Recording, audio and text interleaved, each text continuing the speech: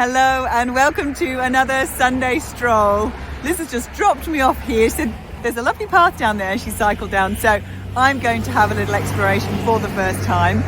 Hopefully, well, there won't be any cars when we go down the trail. It's called the Robert Hooke Trail.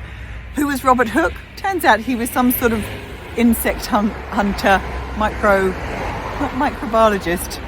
There's another word for it. Anyway, positively fascinating. Let's see how many bugs we find down this trail.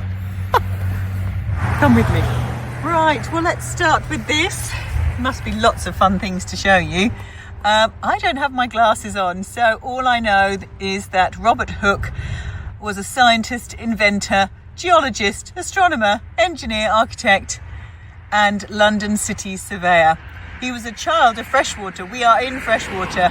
A truly remarkable man. He did a lot of things, doesn't he? But look at these. Not my idea of a good time. Anyway, so we're going to do a little bit of this trail. Can't do it all today. Sadly, I've left it too late. But we'll have a little... I mean, how great is this? These days we get these opportunities to wander around these trails. Lots of trees fallen and sadly had to be trimmed up here. And still very marshy. I don't think this is supposed to be a river, whether it's just marshy. I'm not sure. Goodness gracious. Still looks pretty, doesn't it? I think it might be a river. And I love these grasses. Just love them. So pretty. And there's something fabulous about a curvy path, especially when you don't know where you're going. And of course, we always talk about self-compassion being an adventure because we don't know where we're going. It's a totally new way of being with ourselves. And oh, look at these, so pretty. Oh, I think that was a moorhen. Just having a little swim in there under the tree. How nice. So a journey, usually you think, oh yes, I know where I'm going, and it's usually maybe a little tad boring really, going from A to B, blah blah blah. But an adventure, on the other hand, yes, it's a little bit thrilling, a little bit exciting, because we're stepping into the unknown. And if you've spent a life criticising yourself and being jolly mean, then self-compassion might feel like a very big adventure. Now look at these grasses are more golden. Nature's so fantastic, isn't it? And there's some lovely pine trees in the background. Super duper. Oh, I just heard some more movement. I think that was a little blackbird there. It's quite, trying to think. You know that swampland in Star Wars, the early movie? I'm showing my age. The original, when Luke Skywalker was being trained. It sort of has that kind of feel to it here, doesn't it? Swampy. Anyway, back to my analogy. As we take this wonderful stroll, isn't this glorious? We're hugged either side by these tall grasses and still looking majestic in winter. But we're taking one step, one kind step towards ourselves every time we practice self-compassion. One kind step, we're hopefully treading peace into the earth and peace in our hearts. How cool is that? Gorgeous. And of course, unexpected things can happen and we just don't know. We might end up in the bog and the mush, getting stuck in our old negative thoughts. Or we might end up enjoying the lush green of the pine trees. Evergreen. Lovely.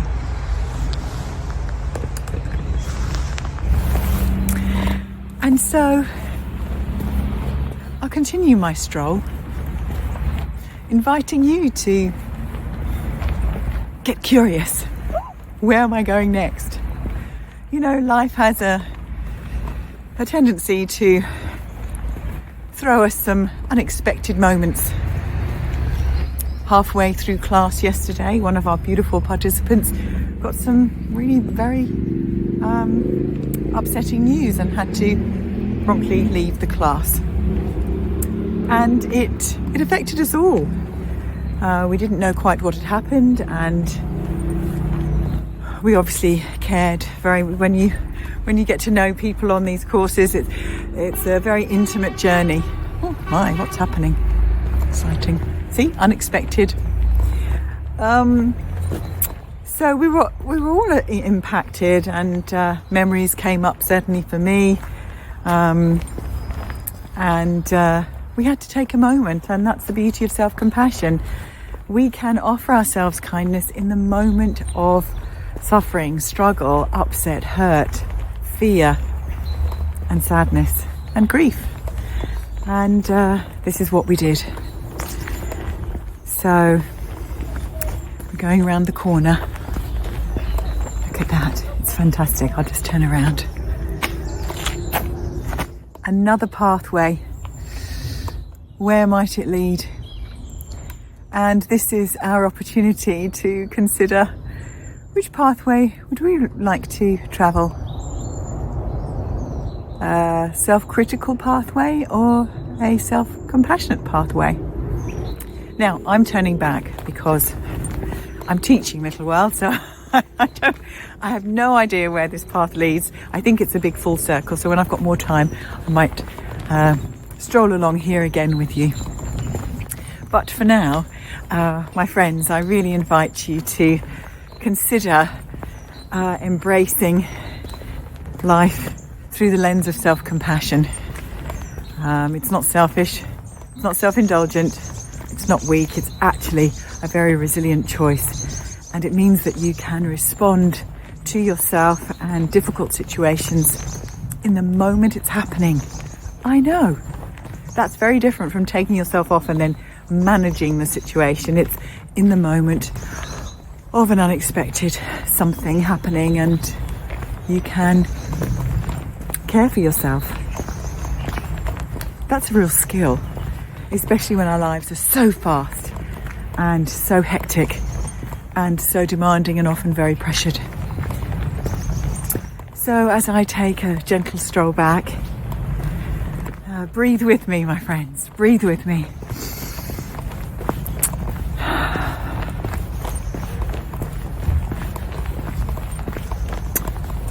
I just love the idea of turning a corner and knowing that no matter what we end up having to face, that I've got my own back, and not in a aggressive, warlike way, just I'm supporting myself. I can take care when tragedy strikes or unexpected hurts arise, or basically just even an injury. I'll try and stay on my feet. Anyway, it's getting a bit cooler now, so I'm going to sign off from... I haven't seen any bugs. Did you see any bugs? I'm quite relieved I didn't see any bugs, and I hope they're very, very, very small ones. Microphasia or something, was it?